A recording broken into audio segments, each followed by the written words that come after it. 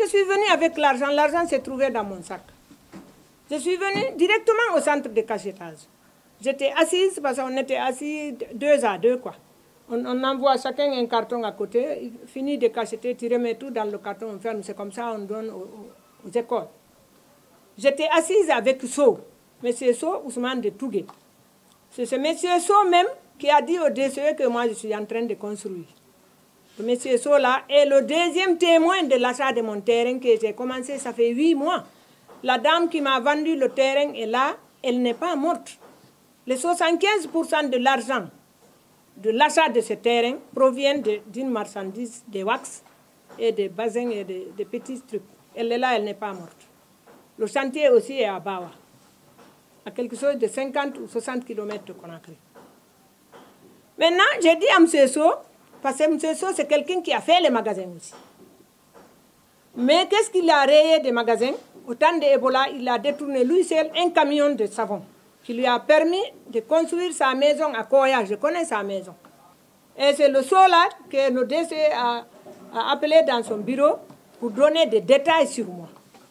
Et pourtant, moi aussi, il m'a dit beaucoup de choses parce que c'est au temps de K au carré qu'il a détourné le camion là. Il m'a même dit que lui, il avait eu la chance parce que dès qu'il a détourné le camion, il l'a vendu. Rama a nié, la même Rama là, elle a nié, c'était leur marché à 2. Mais c'est ça qui a conduit le camion à Madina. Donc quand Rama a nié, le problème est revenu pour So seulement et finalement lui il a quitté. Maintenant j'ai dit au revoir à So avec qui j'étais assise au centre de cachetage. J'ai dit j'ai un rendez-vous avec monsieur le DCE. Je suis allée tranquillement avec le sac d'argent. J'ai pris un taxi motard. Mais avant de bouger, j'ai appelé monsieur le DCE. J'ai dit, monsieur le DCE, je vais là-bas. Est-ce que vous êtes en place? Il dit oui, qu'il est au bureau, de venir par la petite porte, parce que la porte où il y a sa secrétaire était fermée. Tout le monde était au centre de cachetage, presque. C'est ainsi, je suis venue, j'ai tapé à la porte. Il a ouvert la porte. Il dit, fermez la porte, madame Diallo. J'ai fermé la porte. J'ai soutiré l'argent de mon sac. Je lui ai remis. Il a mis l'argent dans un sac à dos, il l'a gardé dans son tiroir. Il a quitté là où il était assis, il est venu s'asseoir à côté de moi, le fauteuil que j'ai occupé. Il dit, alors madame, je vous en prie que cela reste entre vous et moi.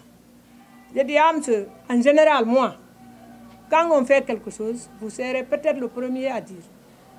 Moi aussi, j'en connais quelque chose, mais je ne dirai pas. Mais souvent, j'ai un caractère. Quand il parle, je vais parler de... Vous comprenez? Ça, je ne me suis pas caché de lui. Maintenant, je me suis retournée au centre de cachetage. On est resté pendant plus de 21 jours. Un jour, il m'appelle pour me demander où je suis. Je dis, je suis à la maison. Il dit, est-ce que vous allez venir? Je dis, oui, je viens, mais je dois passer quelque part. Il s'est trouvé que je devais passer à Donka voir un malade. Il dit, non, venez directement. Je suis venue directement dans son bureau. Je l'ai trouvé seul. Il dit, non, attendez-moi. Je dis, d'accord. De là-bas, je me suis dirigée vers notre bureau. J'ai trouvé le SAF sur pied, paniqué, en train de réunir de l'argent.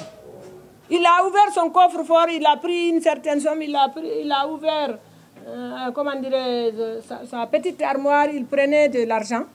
Jusqu'à ce que c'est accompli à 10 millions. Ça m'a tiqué.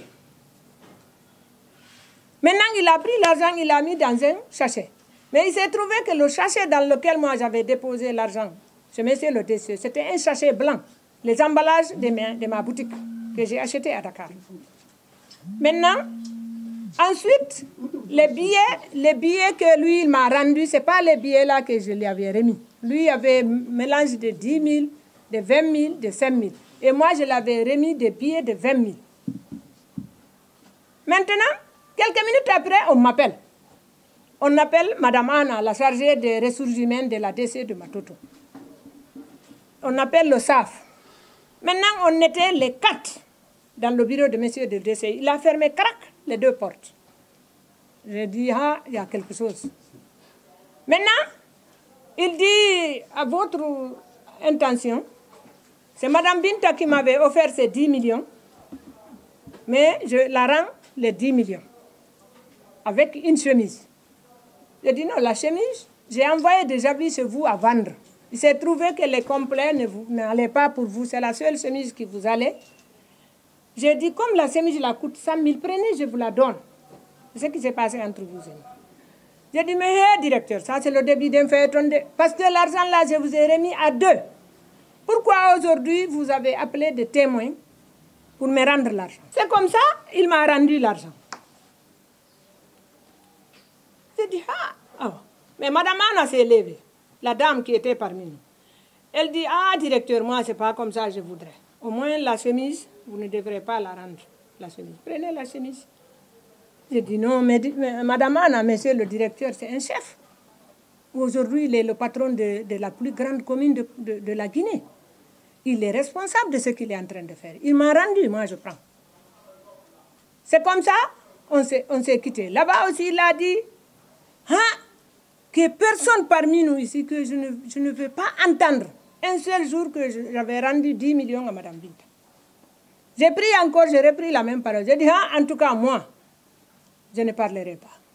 Quand je fais quelque chose avec quelqu'un, on se dit de ne pas parler, je ne parlerai pas la première. Mais quand tu parles, franchement, je vais parler. Ça, il faut que ça soit clair, on est 4 ici. Je suis sortie avec le caoutchouc. Malheureusement, l'argent n'a pas été, même moi, ma chance, parce que je suis venue jusqu'à Koza, j'ai acheté des mangues. Il y avait maintenant 2 mousses dans mes mains et mon sac et mon écharpe. Je suis montée dans le taxi. Je suis descendue avec les mangues, mon sac et mon écharpe. L'argent, j'ai oublié dans le taxi. Avant que je ne me retrouve pour l'argent, ça a trouvé que je ne peux plus attraper le taxi parce que je n'avais pas pris son numéro. Maintenant, c'est passé comme ça. On s'est entendu de ne pas parler, non? Je suis allée à Fria. Mais le lendemain même, M. Kade Ousmane Kamara, qui est actuel directeur national adjoint de l'enseignement fondamental, il m'appelle au téléphone. Il dit, monsieur le DCE m'a appelé de venir à son bureau. Je suis venue, il m'a fait le compte rendu de ce qui s'est passé entre vous, qu'il y a eu des livres qui ont disparu dans ton magasin et que tu l'avais donné une somme de 10 millions qu'il t'a retourné. J'ai dit, c'est affirmatif. Ça s'est passé entre lui et moi. Il dit, mais moi, je lui ai dit d'essayer de trouver la solution au problème. À partir du moment où il a accepté les 10 millions, il m'a dit, lui, il a gardé l'argent 3 jours. C'est ce qu'il a reconnu.